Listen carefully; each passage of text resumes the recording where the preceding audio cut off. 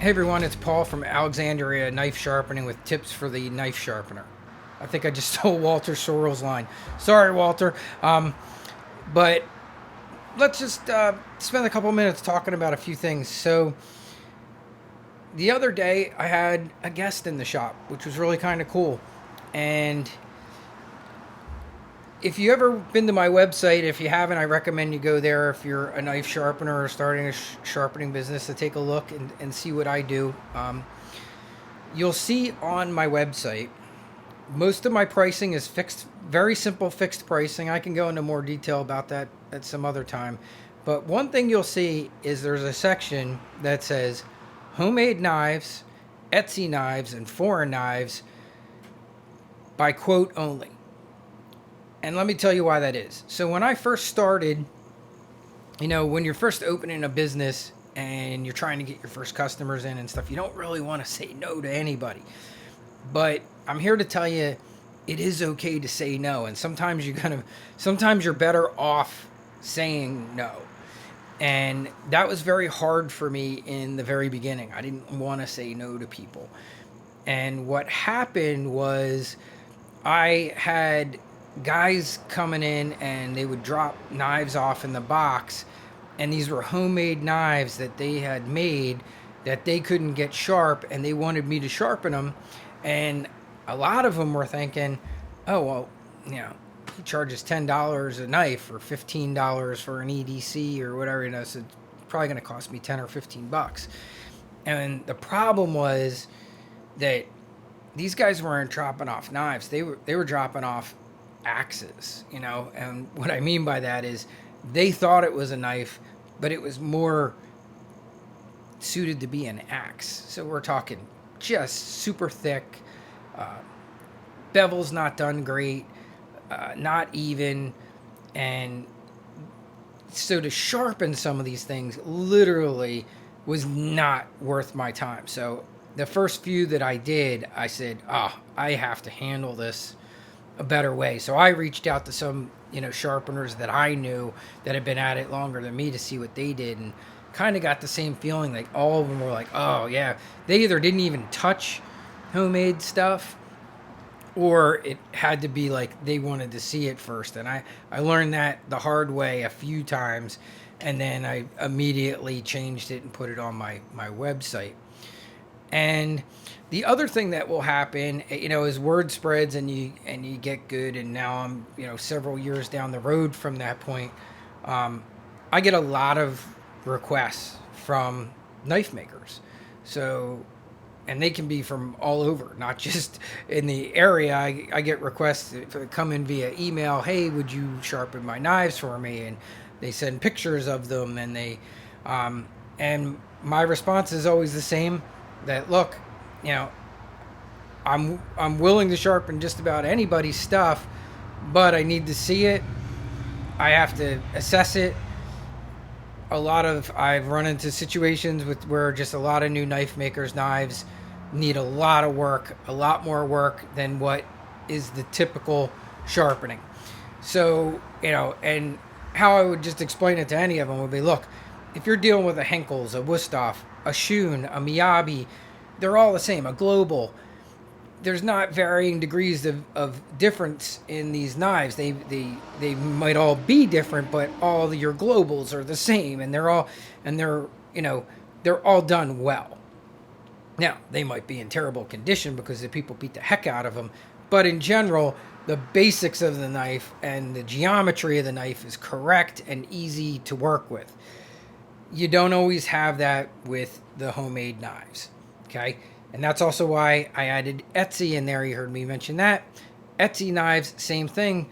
Etsy is a lot of homemade stuff. So a lot of this is guys making knives on Etsy. I've had people that were like, oh, I bought this knife for cutting up barbecue stuff, and it looked nice and bulky, and then they get it, and it's like not even close to sharp, and it needs a ton of work, and they bought it on Etsy, and the person doesn't want to take it back to sharpen it, and they bring it to me to sharpen. But I just make it clear, like, hey, if it needs a lot of work, you're looking at my hourly rate of $45 an hour. I need to see what I'm getting into.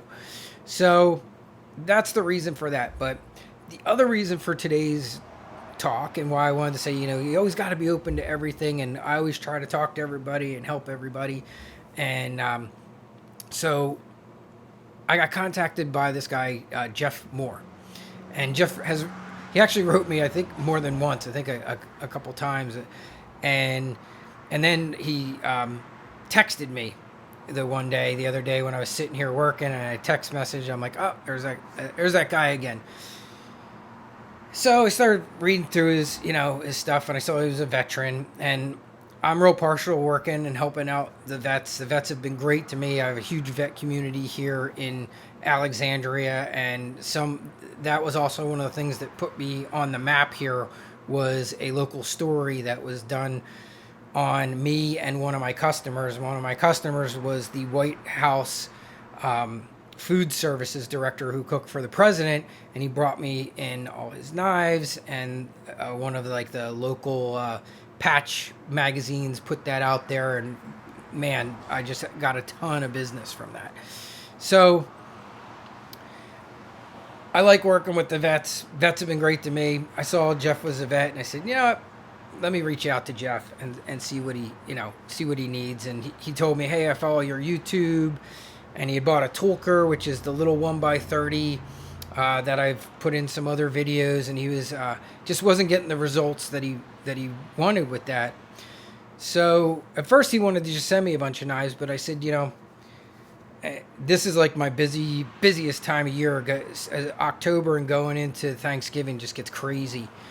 And I said, why don't you come by the shop and I'll see what you're doing, and we'll sharpen a couple of your knives, and and take it from there, and maybe I can give you some pointers so that you can do your own stuff. And I said, if you decide you don't want to, at least I can look at your work and let you know what I think of it, and whether I want to sharpen it or not. And he thought that was a great idea, so Jeff came down, and he was here on Monday, and he's a super nice guy. And he brought me a bunch of knives, and I'm going to show you a couple of his knives. And Jeff's doing beautiful work. And so I just wanted to show you a couple pieces and give kind of Jeff a shout out. Now, he still said, hey, you know what? I'd like you to sharpen them for me, and that's cool. But now after I saw them, which was great because it gave me a chance to see what they looked like and see what I was getting into. And let me tell you, Jeff makes nice knives. And his handle work is just gorgeous. So look at this. This is a little Nakiri that he made, and I think this was he's done like a college themed knives. So there's a little fox on this one, and look at the spine work. Just gorgeous. So once I saw them, I was like, oh yeah, I'd like to work on Jeff's knives. And since he's a vet, he does a lot of vet inspired things. This one's a U.S. Army with the Army kind of camouflage green there, and the Army star on there, and a helicopter, and just really cool stuff. And let me show you one more. This one was Virginia Tech, and he even got the Virginia Tech colors. He had micarta inserts put in there that he ordered in the Virginia Tech colors. And just great stuff. So, so keep that in mind too. I was always a little leery of knife makers, especially when the pandemic was going on. It seemed like everybody who watched Forged in Fire decided, I'm going to start making knives in my garage.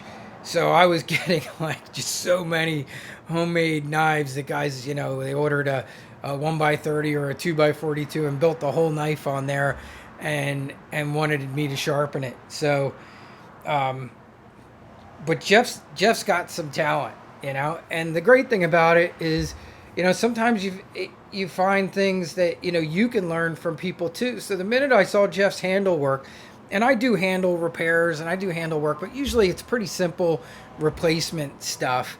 I don't do knife work, this knife, because I don't build a lot of knives, but I would love to make handles better. So after Jeff was here, he said to me, "Hey, why don't you come up one day and see me, and I'll teach you how I make my handles." So I'm definitely going to take him up on that.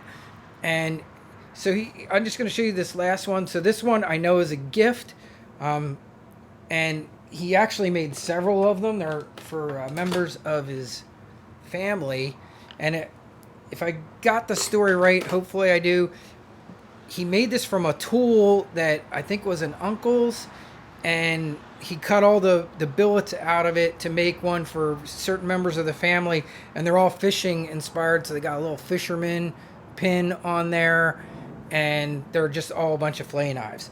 So that's it. I just wanted to show those to you, and so keep that in mind. That's kind of what you're facing when you get into the homemade knife market, but you might also get lucky too and come across a guy like Jeff who's making really nice knives. So don't be afraid to also say yes, because it could work out to be a really great customer. And there's guys out there, some of the best knife makers in the world don't sharpen their own stuff. So if you ever go on Bob Kramer's site, who's considered by many like the greatest American chef's knife maker in the world, and certainly probably in the United States, I've been lucky enough to work on some Bob Kramer knives, because amazingly here in Alexandria, he came out here before, and I've met people that have also been to his shop in Seattle and had knives made by Bob for them. But if you go on Bob's site and you need to get a knife sharpened that he made for you, he actually has you send it to his assistant, the guy who was like his first assistant for years, who's doing all his sharpening for him. So they are two complete different skill sets, and there's nothing wrong with, if you're a great knife sharpener or if you're a great knife maker and you don't sharpen your own knives. I am not knocking you at all. They are totally different skill sets. Sharpening knives is a skill set, and making knives is a skill set, and they are not the same. They're not even the same equipment. So there's nothing wrong with that. Just keep in mind that that can be a really good source of clientele for some of you, that might be very worth making those connections. And so I'm just happy to say that I met Jeff, and I look forward to having an ongoing friendship with Jeff and doing more with him as he starts his knife making journey, and he's ramping up to selling his custom knives online soon, and that's where he's working towards. And he's kind of in that baby step stage, but what I had to tell him, and I've seen thousands and thousands of knives, is that, hey, listen up, buddy, like, your stuff's way better than a lot of the stuff I see people buying on Etsy all the time, bringing in here to get sharpened. So, keep that in mind. There's some good knife makers out there, and if you find one, don't be afraid to sharpen for them. It might work out to be a great relationship for you. So I'll put some other links in. I'll maybe cut in some stuff to show you some of Jeff's work. His website's not active yet, but he is on Instagram, and you can see some pictures of his stuff there. And that's it for now. And then I didn't talk about foreign knives, because I'm going to do that in a separate video. So stay tuned for that.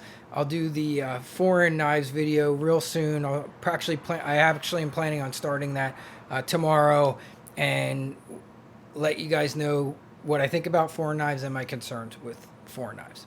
All right. Have a great day, everybody. So as we close out here, let's take a look at some of Jeff's knives here. And you can find Jeff on Instagram at more_knives. And Jeff is located in Virginia like me. He is in Leesburg, Virginia. Catch y'all later.